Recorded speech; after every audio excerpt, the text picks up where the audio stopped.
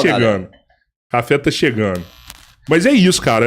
Quem é o melhor? Ou quem não é não, melhor? Mas não fugindo da pergunta aqui, agora assim, a gente tava comentando antes, né? Tem muita gente, né, analisando geopolítica, olhando. O negócio cresceu muito, né, Rubão? Assim, graças a Deus. nos últimos Graças a Deus anos, é bom, né? é bom.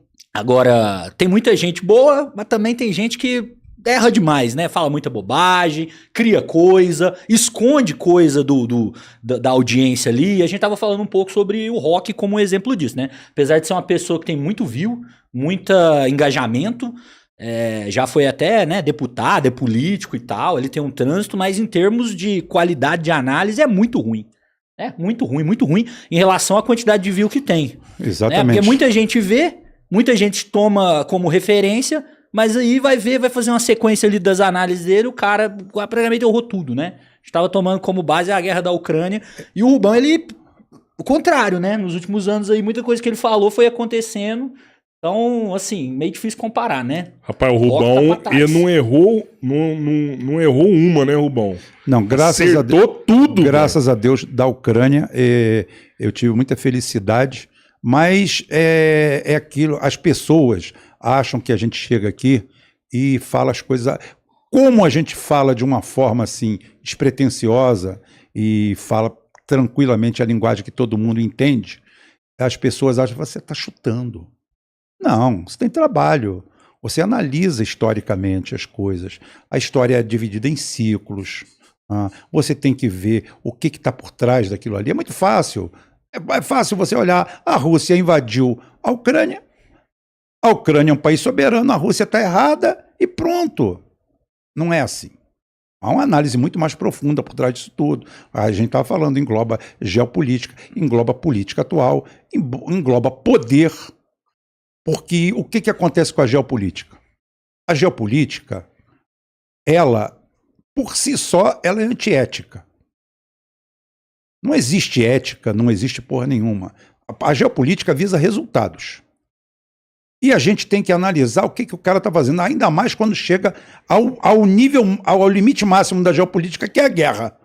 A guerra quer dizer, a geopolítica não deu certo. Aí é o seguinte, você vai para a guerra. Então, você quando analisa aquilo ali, você tem que ter uma carga histórica em cima daquilo. E, independente disso, qualquer coisa, você viu, o ser humano é dicotômico, não adianta, né? A gente não consegue fugir muito disso. Você passa pela frente da televisão, você vê 2 times jogando da Liga Barbante do Piauí. Se você parar 5 minutos, você vai escolher um dos dois para torcer. Uhum. Normalmente você vai... Sim.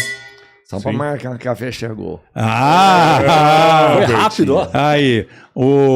Então é o seguinte, você escolhe. Agora, o fato de você ter uma posição pessoal em cima daquilo ali, você tem que se contaminar o mínimo possível na hora de fazer análise.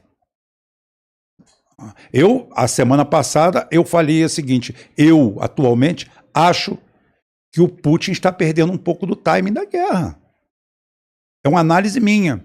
Eu acho que a Europa já está bem ferrada. O problema criado entre os Estados Unidos e o Trump é sério.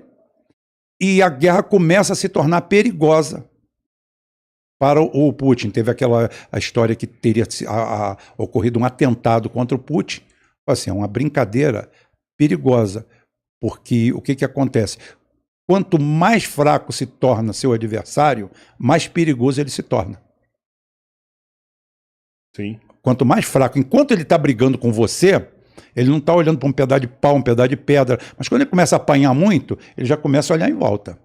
O que ele pode jogar sujo para ganhar a briga? E ali nós temos uma porrada de usinas nucleares, usinas termonucleares. Você imagina atacar 2 usinas termonucleares daquela ali, o que significa para o planeta? Vai perder todo mundo. Chernobyl vai ser pinto, perto do que pode acontecer. Você acha que o Zelensky pode dar um golpe sujo em algum momento? Eu acho que é possível. Então é o seguinte... Tem capacidade bélica para isso? Oi? Tem capacidade bélica para atacar uma usina? Tem. Hoje Tem. E é o seguinte, por quê? Você faz um ataque massivo. Pode ser que tenha um sistema lá, mas eles não vão ter um sistema daquele como protege o Kremlin. Aquilo ali vai ser um sistema que tem ali para um negócio. Você faz um ataque massivo, de saturação, e acabou. Foi a palhaçada que fizeram o Iron Dome, Iron Dome, Iron Dome, Iron Dome. Isso não existe, cara. Não existe Iron Dome. Não existe. Isso aí é desenho animado. Você faz saturação. Você vai saturação, você começa a jogar mísseis baratos, vagabundo, começa a jogar drone, aí você satura o sistema, aí você fica na dúvida, eu vou deixar esse drone que tem 1 quilo só de TNT passar e vou esperar ele explodir alguma coisa? Para esperar vir um grandão? Não. Então é o seguinte, você satura e depois você começa a atacar. Então, o Iron Dome foi muito bom de propaganda. Na prática, é o que todo sistema de proteção terra-ar é vulnerável por saturação. Todo ele. O cara começa a jogar, você gasta, daqui a pouquinho você está vulnerável, o cara te satura. Então, é a mesma coisa que pode acontecer no negócio. Então, vai ao encontro, vamos dizer assim, que seria a minha torcida. Mas é uma análise. É uma análise que eu estou fazendo, pontual de alguma coisa. Eu acho que entramos numa situação de risco, aonde acho que a Rússia que ganhou, já ganhou. Eu acho que ela poderia fazer simplesmente uma blitzkrieg de 7 dias, para valer mesmo, pesada, usando peso, porque até hoje ela está usando uma doutrina. Até hoje ela usa uma doutrina no ataque. A doutrina criada lá pelo Surovikin, que é o avanço, ele avança com a artilharia, ele mapeia a artilharia. Aí ele vai, estabelece as 5 linhas que ele tem e pega aquilo. Só que isso leva tempo. Isso não é lento, isso aí não é rápido, não. Você acha que ele deve acelerar agora? Não, eu acho que ele deve acelerar estrategicamente. Ele até agora fez só ataques táticos. Eu acho que teria que ter um ataque estratégico. O ataque estratégico, eu vou dizer uma coisa. Eu não sei se o cara está lá ou não. Pega o Palácio do Governo, manda um míssil no meio dele. Acabou. Para você dizer para que você está. Concorda com isso, Lucão? Para acabar com o negócio? Não, isso não acabaria, né? Não acabaria, não acabaria com a guerra se atacar o palácio. Isso o pessoal pergunta bastante, né? Por que não lançam um míssil hipersônico lá no palácio de Kiev e matam os Zelensky, acaba com a guerra? Acho que, assim, isso não acabaria com a guerra e a Rússia, do ponto de vista da propaganda e da maneira como a comunidade internacional, os países ocidentais, a mídia tá tratando, já tá com as portas fechadas, né?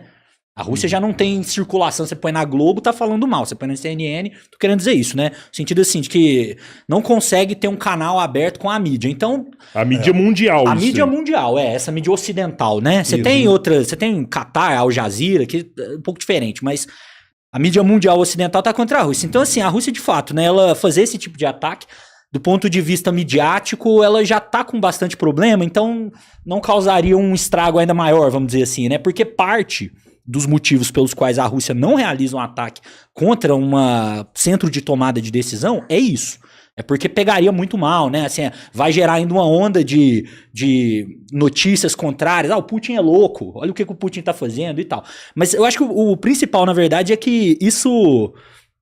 A grande questão é que isso não muda, né, o rumo da guerra sem uma ação que seja coordenada com as tropas, né? Então, por exemplo, se nós tivermos, novamente, uma ofensiva russa que tenha como trampolim o território de Belarus, né? Então, por exemplo, o Putin poderia fazer uma ofensiva estratégica, lançando tropas ali, pressionando a partir do norte. Né? Aproveitando até a onda de Kursk.